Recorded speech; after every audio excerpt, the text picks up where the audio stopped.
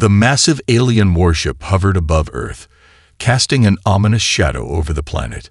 The Vakar's ship, a blackened monolith the size of a city, was like nothing humanity had ever seen. Its surface shimmered with energy fields that bent light, its shape unlike any known spacecraft. As it deployed drones to the surface, the entire world's communications were hijacked, the aliens' ultimatum echoing in every language. Surrender or face extinction. Across the globe, humanity recoiled in horror. Governments scrambled to respond, but nothing they had seemed to matter. Satellite feeds were intercepted, military channels scrambled, and the Vakar's message remained unchallenged. The alien commander, Lord Vorith, appeared on every screen, his cold voice resonating with an eerie calmness. His eyes glowed with a deep, terrifying intelligence. "We have no need for your technology or your resources. We seek only your compliance. Surrender now, or witness the end of your civilization." The world, once united in its belief that nothing could threaten Earth, was now in disarray. Panic spread like wildfire. From the streets of New York to the plains of Africa, governments debated and argued over their next steps. Military leaders understood the gravity of the situation. They were facing an enemy whose weapons could reduce cities to dust in mere seconds. But there was one thing humanity still had, its spirit, and there were those who refused to bend the knee. Among them was Captain Lydia Jansen, a war hero who had long since retired from active duty. Her life had been peaceful, a far cry from the battlefield she once knew. But seeing the terror unfolding on her screens, a fire rekindled inside her. No alien, no matter how powerful, had the right to take their world from them. Lydia immediately contacted Dr. Ethan Patel, a former colleague, now working as a leading scientist in an isolated research facility. She knew that his mind was as sharp as ever, and he could help formulate a plan. Ethan had always been a thinker, and in the past, he'd been able to solve seemingly impossible problems. But this was no ordinary crisis. This was a war against a technologically superior species. Ethan, after a few tense moments of silence, finally spoke. "There's something strange in their transmission. I think they're hiding something. It's almost as if their system is too perfect, too controlled." Lydia's heart raced. Could it be? Could the Vakar, with all their superiority, have overlooked something? "We need to dig deeper, Ethan. The world needs a glimmer of hope. Can you help me find it?" "There's always a way," Ethan said, his voice steady with determination. "If we can exploit a weakness, we can turn the tide. But we'll need time. And we'll need to be smarter than they think we are." Lydia paused, her mind racing through military strategies. Time was something they didn't have much of. In the distance, she heard the unmistakable rumble of an approaching military convoy. The resistance had already begun. Cliffhanger. As Lydia prepared to meet with the first of the resistance groups, a sudden, deafening explosion shook the ground beneath her. She rushed to the window, her heart sinking as the night sky lit up with a fiery glow of destruction. The first Vakar strike had begun. The world was now at war. The days following the Vakar's first strike were a blur of chaos. The alien invasion was swift, ruthless, and without mercy. Entire cities lay in ruins, and the world was plunged into despair. Yet, amidst the destruction, the spark of resistance flickered. Lydia Jansen was no longer just a retired officer. She had become the face of humanity's defiance. In secret bunkers and hidden military installations, resistance cells began to form. They were soldiers, scientists, civilians, and activists, each with one thing in common: the refusal to give up without a fight. Lydia knew this was only the beginning, but it was a beginning nonetheless. Every day they fought back, even in small ways. They sent a message to the Vakar that Earth was not as easy to conquer as they believed. Meanwhile, Dr. Ethan Patel worked around the clock to decode the Vakar's technology. The brief snippets of alien communication he had intercepted seemed almost too perfect, too precise. There had to be a flaw in their system, some crack in the armor of their technological empire. Ethan's mind raced as he sifted through piles of data, his mind slowly piecing together an astonishing theory. The Vekar were advanced in ways humans could not even comprehend, but there was one thing they lacked: flexibility. Their systems, designed for ultimate control and order, made them rigid. If humanity could exploit that rigidity, there might be a way to gain an edge. Ethan could almost feel the answer on the tip of his tongue, but it would take time. Time that they didn't have. Lydia and Ethan exchanged encrypted messages as often as they could, their communication only growing more urgent as the Vekar's attacks intensified. They knew the Resistance couldn't afford to fight the aliens in the traditional ways. They had to think differently. They had to become unpredictable. Lydia gathered a small, elite team of military leaders and scientists to begin planning their first major strike against the Vekar. Among them was Maya Ruiz, an activist with deep ties to global underground movements. Maya had witnessed firsthand the desperation of ordinary civilians, and she knew that if humanity was going to have any chance of survival, they needed to unite nations, communities, and even the most reluctant groups. The problem was convincing them to act when the Vekar's overwhelming power was paralyzing everyone into fear. The team's first target was an isolated Vekar communications hub, which could potentially offer them the key to understanding how the alien invaders were coordinating their attacks. If they could disable the Vekar's command network, they would have a chance to disrupt their offensive, at least temporarily. Lydia's plan was simple but bold. Infiltrate the hub, plant explosives, and exfiltrate before the Vekar realized what happened. The risks were immense, but the stakes had never been higher. She understood that the battle ahead would be brutal. Every success would come at a cost, and every failure would send a message of surrender to the Vekar. The night before the operation, as the Resistance team prepared for the mission, Lydia couldn't help but feel the weight of their uncertain future. The world had changed in the blink of an eye, and everything they were about to do could either be a turning point for humanity or a final step toward extinction. But there was no going back now. For the first time since the Vekar arrived, Lydia felt a spark of hope. They had their first chance at taking the fight to the invaders, and they were going to take it. In the shadows of their hidden base, the Resistance fighters prepared to move out, each one aware that tomorrow would be the day that determined whether humanity would continue to survive or be wiped from existence. The night air was thick with tension as Lydia and her team made their way toward the Vekar communications hub. They moved swiftly through the dense forest, their boots silent on the soft earth. Every member of the team had been handpicked for their expertise, but even with their combined skills, the odds were long. The Vekar had sensors everywhere. If they were discovered, the mission would be over before it began. Maya Ruiz, who had become the Resistance's voice to the people, walked beside Lydia, her face steely with determination. Maya had spent years organizing underground movements across the globe, but this was different. This wasn't about spreading a message. It was about survival. "We take this hub down, and we buy ourselves time," Lydia said quietly, her eyes scanning the tree line. "But the real challenge starts afterward. Once they realize what we've done, the Vekar will retaliate with everything they have." Maya nodded, her jaw set. "We're not just fighting for time. We're fighting for hope. We show them that they're not invincible, that we have the power to fight back." Lydia didn't answer immediately, knowing Maya was right. Hope was all they had left, but it was a powerful weapon. If the Resistance could hold on to it, perhaps they could inspire the millions of others who had already started to rise against the invaders. Meanwhile, Dr. Ethan Patel was back at their hidden base, working feverishly on a project that had the potential to change the course of the war. He had been obsessing over the Vekar's technology, especially their power systems, which seemed so flawless on the surface. Yet, something wasn't right. The Vekar's technology, despite its power, was a closed system, an enclosed loop with no room for error. Ethan believed that the key to defeating the Vekar lay in exploiting that flaw. For days, he had been analyzing intercepted transmissions and deconstructing alien technology that had fallen into their hands.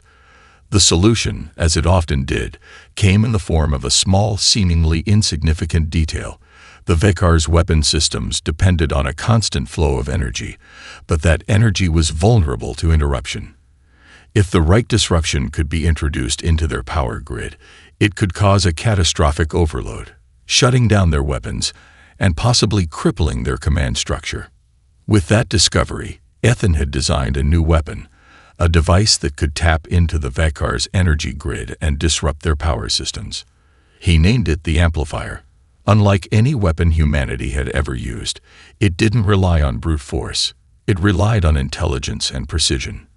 The Amplifier was designed to enhance the human mind, allowing its user to influence the Vekar's technology directly through sheer mental will. But there was a catch. The technology was still untested, and the human mind was fragile. Ethan knew that this device could give them the edge they desperately needed, but it also carried an immense risk. If the amplifier's power was misused, it could cause irreparable damage to the user, or worse, amplify the very traits the Vekar sought to control in humans. As Lydia's team prepared for the operation, Ethan's voice crackled over the comms. "Lydia, I have something for you. A prototype device. It's ready to be deployed at the communications hub. If it works, it could disrupt their power long enough for you to plant the explosives and get out. But, and this is important, it's untested. I can't guarantee it'll work perfectly." Lydia hesitated for a moment, then made up her mind. "We'll take the risk, Ethan. We don't have the luxury of waiting for perfect conditions." With the device secured in her pack, Lydia led the team to the heart of the Vekar's operations. The hub was a massive structure, sprawling across several acres and fortified by an array of automated defenses. But the resistance had prepared for this moment. Using the cover of darkness and their knowledge of Vekar technology, they bypassed security systems and infiltrated the compound. Inside, the team moved swiftly, planting explosives at key points while Lydia activated the amplifier. The hum of the device was low but distinct as it powered up. She could feel its effects almost immediately. The familiar weight of the world lifted, and she began to sense an odd connection to the alien technology around her. It was as if the very air hummed with power. Suddenly, the control room's monitors flickered. The Vekar's security grid was going down. They had done it. Lydia's mind raced as she quickly activated the timer on the explosives. Every second counted now. The team had to move fast.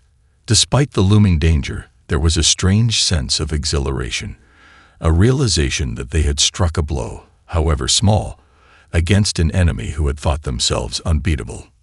The Vekar were not invincible. Not anymore. As the countdown ticked away, Lydia's pulse quickened. This was only the beginning, but it was a beginning that would change everything. The mission had been a success, but it came with a heavy cost. As the resistance team exfiltrated from the Vekar communications hub, Lydia could hear the distant hum of Vekar drones moving through the air, sensing the disruption in their power grid. They had only just escaped, the sound of their retreating footsteps echoing in the cold, darkened forest. The operation had been risky, but they had achieved the impossible, a crack in the Vekar's seemingly impenetrable armor. Back at their hidden base, the mood was one of cautious optimism. The destruction of the communications hub had momentarily crippled the Vekar's coordination, causing widespread confusion in their ranks. The resistance celebrated their victory, but even amidst the relief, there was an undeniable undercurrent of tension. The next steps would be even more dangerous. Dr. Ethan Patel wasted no time in analyzing the results of the operation.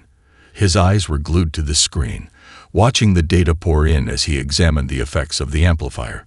The device had worked too well. In fact, it had disrupted the Vekar's power grid, but it had also done something unexpected.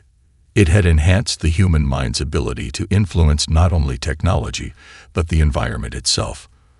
For the first time, a human had touched the Vekar's systems and manipulated them through sheer willpower.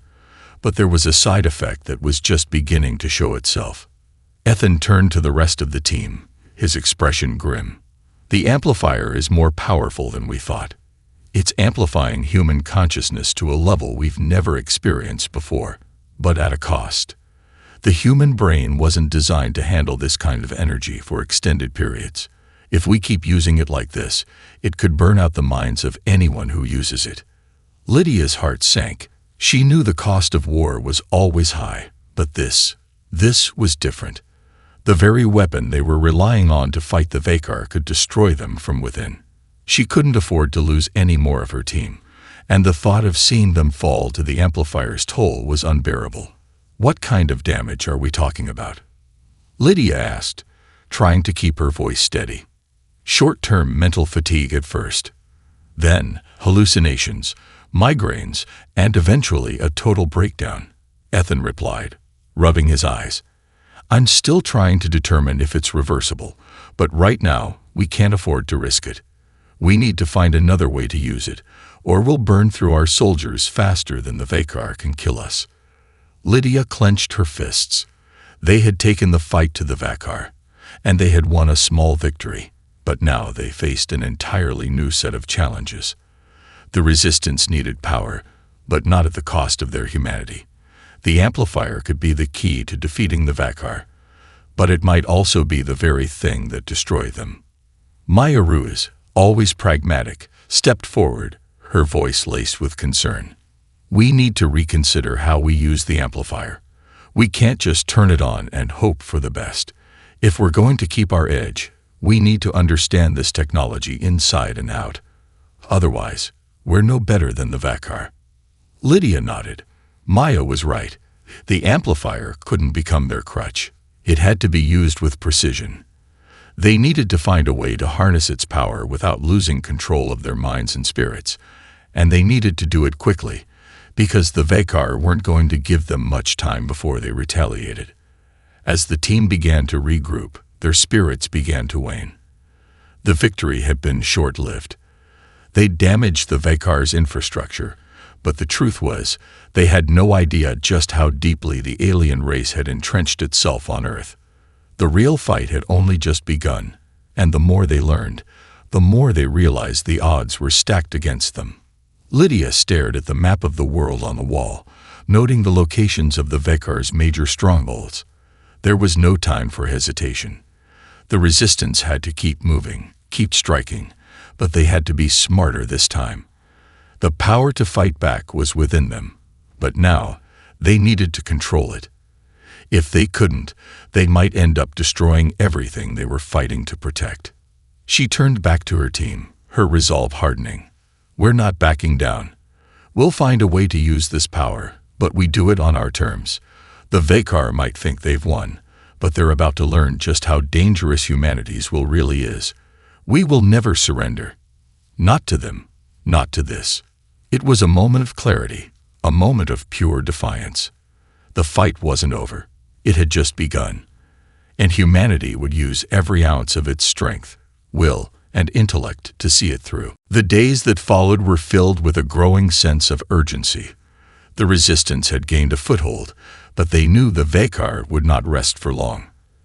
The alien forces were far from defeated, and as much as the disruption of their communications hub had momentarily disoriented them, the Vakar were already regrouping and adapting. The next strike was inevitable, and it would be far more brutal. Lydia's mind raced as she pored over the maps of the Vakar's strongholds. They needed to keep up the pressure, but they also had to move cautiously. The amplifier was a powerful tool, but as Dr. Ethan Patel had warned, it came at a steep price. The more they used it, the more they risked destroying themselves from within.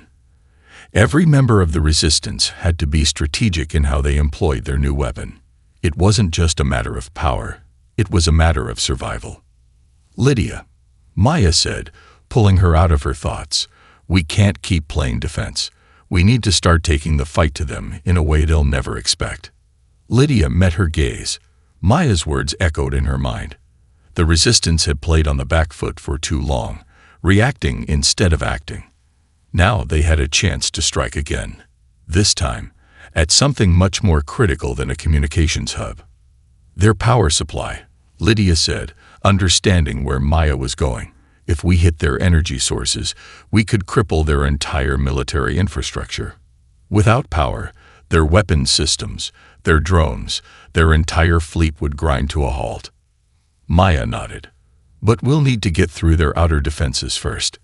That means infiltrating some of their most heavily guarded facilities. It's a suicide mission for most of the team. Lydia's eyes narrowed. Then we make sure it's not. We've got the element of surprise. And we've got our minds. They may have the superior tech, but they don't know us. They don't understand what we're capable of when we put our will to it. As the team prepared for another daring mission, Ethan worked tirelessly to refine the amplifier. He had spent sleepless nights analyzing its effects on the human brain, trying to find a way to make it less dangerous. There was no question that it could turn the tide of the war, but if they used it recklessly, they would burn through their best fighters. And quickly. "We're running out of time," Ethan muttered, more to himself than anyone else. "The Vekar are advancing faster than we can handle. We have to make our moves count." Lydia entered the lab, her expression firm. "Ethan, what's our best shot at this? Can we use the amplifier without completely frying someone's brain?" Ethan looked up from his work, the exhaustion in his eyes visible, but his determination unwavering. "We can try something different, a more controlled method. I've developed a calibration system that will allow the user to access the amplifier's power in short bursts, kind of like a boost. If we limit the exposure, we might be able to use it without burning out the brain." Lydia's heart lifted slightly, but she knew it wasn't a perfect solution. It was a risk, but it was a risk they had to take. "We don't have much time, Ethan. If we don't hit their power sources soon, we'll be facing a full-scale assault before we're ready. We're counting on this working." Ethan nodded. "I know. I've got one last modification to make, and then we'll test it. But I don't have a good feeling about this. The power it taps into, it's unlike anything we've seen. Even with short bursts, it could have unforeseen effects." Lydia turned away, her mind set. "Then we'll be ready for whatever comes. We're in this together." As the team gathered for the briefing, Lydia's voice rang out with a quiet but powerful confidence. "This is it. We hit them hard at their core. We target their energy grid, and we do it with precision. We strike fast, we hit hard, and we get out before they can retaliate." The room was filled with nods of determination. The resistance fighters knew the risks, but they also knew they were humanity's last hope. They had already lost so much, but they had one thing left: their will to survive. "Let's show them what it means to underestimate us," Lydia added, her eyes sweeping over the team. "We may not have their technology, but we have something far more powerful. We have each other. We have humanity's will." With that, the team set out on their most dangerous mission yet. The clock was ticking, and the Vekar were growing more aggressive. But the resistance was about to make one final push, hoping it would be enough to tip the balance in their favor. The plan was set, and there was no turning back. Lydia stood at the front of the room, eyes scanning the faces of her team. Each one wore the same look of resolve, the same quiet determination. They knew what was at stake. The next mission wasn't just about damaging the Vekar's infrastructure, it was about sending a message. Humanity wasn't going to roll over and die. They were fighting back, and they would keep fighting as long as they drew breath. "We move out in 1 hour," Lydia said, her voice steady. "We hit the heart of their power grid. Then we get out. No heroics, no lingering. We do what we've been trained to do. We finish this, or we die trying." Maya, who had grown into one of the most effective leaders in the resistance, met Lydia's gaze. "And if they come after us with everything they've got?" Lydia exhaled slowly. "Then we fight back with everything we've got." With the mission briefing complete, the team assembled their gear and checked their weapons one last time. The stakes were higher than ever before. If they succeeded in destroying the Vekar's primary energy source, the alien forces would be crippled for a critical period. Their weapon systems, their drones, even their fleet would fall silent, giving humanity a rare chance to regroup. But the risk was enormous. If the team failed, the Vakar would retaliate with overwhelming force, and Earth would face a merciless response. The journey to the Vakar's power facility took hours, but the landscape was eerily quiet. As they neared their target, the dense jungle they traveled through gave way to a stark industrial wasteland. The facility stood before them like a fortress, monolithic, foreboding, and heavily guarded. It was surrounded by layers of defensive measures, automated turrets, energy shields, and Vakar drones patrolling every perimeter. Lydia's heart beat in her chest as they approached. This was the moment. The plan was deceptively simple: infiltrate the facility, plant the explosives, and disable the power grid long enough for the Vakar to lose their technological advantage. But getting past the defenses was another story. "We move on my signal," Lydia whispered, her hand signaling the team to stop. The plan called for precision. If they acted too soon, the Vakar would activate their countermeasures and alert their entire force. The moment they were detected, the mission would be a failure. Maya turned to Lydia, giving a quick nod before sliding into position. The team fanned out, each member moving into their designated spot. The amplifier was secured, its sleek design a reminder of both their hope and their peril. Lydia glanced at Ethan, who was keeping a careful eye on the device, ensuring it would work when the time came. The hum of the Vakar's technology filled the air as they neared the main entrance. Lydia's mind raced. She had led countless operations during her military career, but none of them had ever felt like this. This was not just another mission. This was a war for survival. The fate of Earth, of humanity, hung in the balance. "On 3, Lydia said, her voice low but firm. She looked at her team, making sure each one was in position. 1, 2, 3. In an instant, the team sprang into action. They moved like shadows, silent, swift, and deadly. Lydia felt the amplifier's pulse as she activated it, the device humming to life in her hand. She could feel the hum of the Vakar's energy systems around her, like a vast web of power that she could almost reach out and touch. The connection was eerie, both exhilarating and terrifying. Lydia's mind focused on the task at hand as she raced toward the main power core of the facility. They were close now. Too close to fail. The team breached the facility's outer defenses with surgical precision.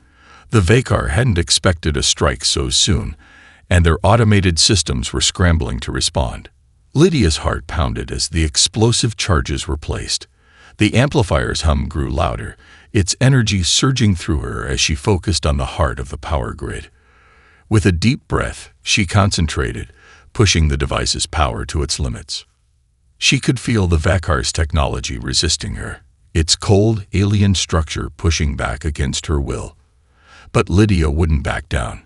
She'd already given everything for this cause, and now wasn't the time to falter. As she intensified her focus, she felt a sudden rush, a surge of energy that connected her mind to the very core of the Vakar system. For a brief moment, the world seemed to pause. Lydia's mind, augmented by the amplifier, became a conduit for the raw power of the alien technology. She twisted and reshaped their systems with nothing but her will. The Vakar had underestimated humanity's ability to adapt and fight back, and in that moment, Lydia understood the true cost of their arrogance.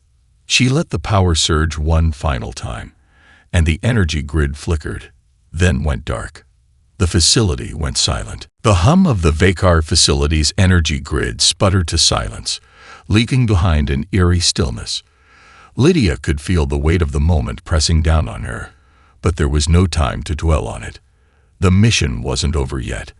The facility was disabled, but the team still needed to extract and regroup before the Vakar realized what had happened. "Move, move, move," Lydia shouted, snapping back into command mode. Her voice cut through the silence like a whip, shaking the team from their moment of stunned realization.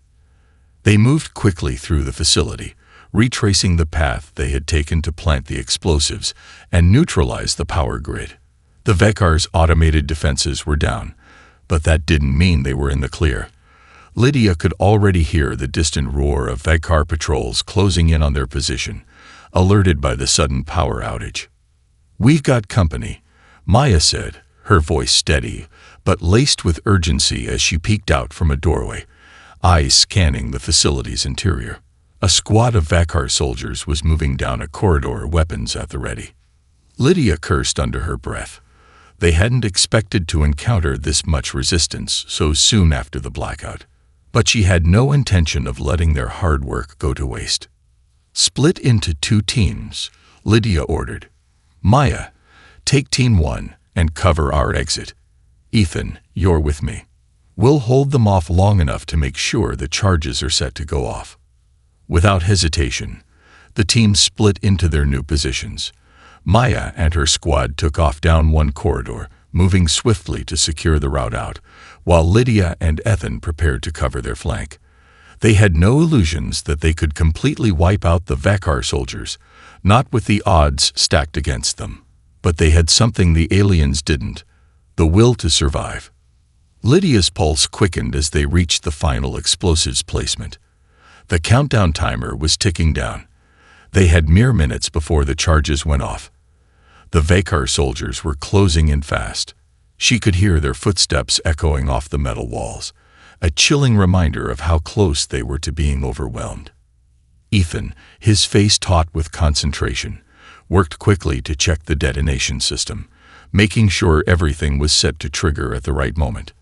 Lydia scanned the hallway, her eyes darting to the door every few seconds, her hand resting on the grip of her sidearm. The tension in the air was palpable. This was the critical moment. "Lydia," Ethan said, his voice low but urgent. "The amplifier, it's affecting your mind more than you realize. You need to stop using it before it burns you out completely. I can't promise you how much longer you'll be able to stay in control if you push it too far." Lydia barely heard him. The urgency of their situation drowned out his words. "We don't have a choice," she muttered under her breath. The amplifier's pull was still there, stronger now, almost like an electric charge running through her veins. She was pushing the limits of her mind, tapping into something more powerful than she had ever imagined. But the cost was real. She could feel it in her bones, in the deep ache in her skull. Just then, the Vekar soldiers appeared at the far end of the hallway, their weapons drawn, eyes scanning the darkness. They had found them.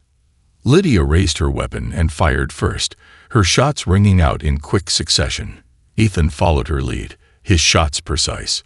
The Vekar soldiers stumbled back, caught off guard by the sudden resistance. Lydia's heart pounded in her chest, but she didn't let herself falter. She had a job to do, and failure wasn't an option. But the Vekar soldiers weren't backing down. They returned fire, their energy weapons crackling through the air, creating brilliant flashes of light. Lydia ducked behind cover, her mind racing. There was no way they could hold them off for long. Unless... She looked at the amplifier, now pulsing with more energy than ever before. Her instincts screamed at her to stop, to pull back. But in the face of overwhelming odds, she made a choice. Lydia activated the amplifier again, pushing it further than she ever had before. Her mind shot out, connecting with the alien technology embedded in the facility. She could feel it. Their systems, their weapons, their movements, every calculation, every function. It was all there, and for one brief moment, Lydia had complete control. She turned that control into action. The Vekar soldiers' weapons malfunctioned mid-fire, their energy blasts fizzling out as their systems overloaded. The soldiers themselves froze, confused, as their technology shut down. The entire hallway became a chaotic mess of malfunctioning systems, as Lydia bent the very fabric of their technology to her will. It didn't take long before the Vekar were forced to retreat. Lydia's connection to the alien systems faltered as the strain of the amplifier's power overwhelmed her, but it had been enough. The soldiers had been neutralized, and the path to the exit was clear. Ethan looked at her, his face a mixture of awe and concern. "You're pushing yourself too far, Lydia." She met his gaze, a strained smile crossing her face. "We're not done yet. The charges will go off soon. Let's move." The team regrouped, rushing toward the exit, their mission a success, but the toll it had taken on Lydia was becoming more evident with each passing step. They had struck a blow against the Vakar, but Lydia knew she had pushed herself too far. The amplifier was more than just a weapon. It was a force of nature, and humanity was not prepared to fully control it. The facility was now a smoldering ruin behind them, the pulse of the detonation echoing in the distance. The team moved quickly, their bodies exhausted but their resolve unwavering. They had struck at the heart of the Vakar's power grid, crippling their energy systems and sending a message that Earth was not as easily conquered as they had thought. But Lydia knew they weren't out of the woods yet. This was just the beginning. The Vakar wouldn't let this go unnoticed. "Head to the extraction point now," Lydia ordered, her voice cutting through the tense air. Her legs felt like lead, and each breath was heavier than the last. She could feel the weight of the amplifier's toll on her mind, an almost overwhelming fatigue seeping in. Every step felt like it could be her last. Ethan, ever the tactician, kept his eyes on the rear view, scanning for any signs of pursuit. "We've got about 5 minutes before they figure out what happened," he said, his voice urgent. "If we don't move faster, we'll be surrounded." Lydia nodded, trying to ignore the pounding headache that had taken root behind her eyes. The strain of using the amplifier had been too much, and the buzzing in her mind was growing louder. She could feel the edge of something dark and unyielding, trying to break through. But she couldn't afford to think about it. Not now.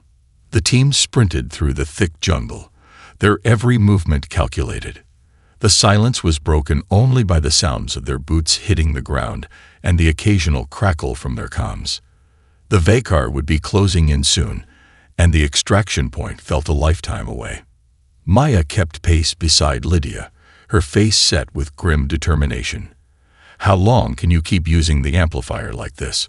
she asked, glancing at Lydia with concern. "I don't know," Lydia replied, her voice low. "I just need a little more time." They reached the clearing where their extraction vehicle was waiting, an old battered transport that would take them to safety. But as they neared, Lydia's heart sank. The transport had been hit.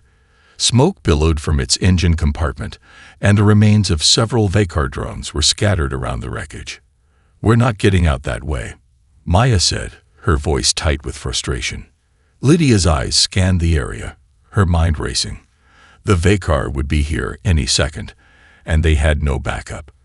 But then her eyes landed on something, a nearby cliffside, shrouded in mist, leading up toward the mountains. It was a long shot, but it was their only chance. "There," Lydia said, pointing to the rocky outcrop. "We climb. If we make it to the ridge, we'll be able to get out of the kill zone." Ethan nodded, already assessing the best route up. "It's not ideal, but it's better than nothing." The team moved quickly toward the cliffside, their fatigued bodies pushing through the exhaustion. The Vakar were closing in, their drones buzzing ominously in the air. The risk of being caught was high, but they had no other choice. The extraction was no longer about a quick escape, it was about survival. Lydia took the lead, her eyes fixed on the rocky path ahead. Every step was agony, the weight of the amplifier in her mind threatening to drag her down. But she couldn't stop. Not now. As they ascended, Lydia's mind started to slip. The buzzing in her head grew louder, more insistent. She could feel the pull of the amplifier like an anchor dragging her under. Her vision blurred, and for a moment, she lost track of where she was. A sharp pain shot through her skull, and she stumbled, catching herself on a nearby boulder. "Maya," Lydia gasped, her breath ragged. I can't." Maya immediately stopped, grabbing Lydia's arm and pulling her upright. "You need to stop, Lydia. We'll handle the rest. Just give us a few minutes to get you to safety. You've done more than enough." Lydia shook her head, desperation flickering in her eyes. No, I can't stop. I have to keep going. They'll find us if I don't. Maya's expression softened, but her voice was firm. You're not alone in this, Lydia. We fight together. Lydia wanted to argue, to push herself even harder, but the truth was undeniable. She had already given more than she ever thought possible. And yet, somehow, the fight wasn't over. The Vakar were still out there, and humanity's will to survive would have to carry them through. With Maya's support, Lydia managed to get back on her feet, and they continued their ascent. The team, battered and broken but far from defeated, pushed onward. They were no longer just a resistance. They were a symbol that humanity, for all its flaws, had the strength to rise up against the odds and fight for its future. And that future, Lydia knew, was worth every sacrifice.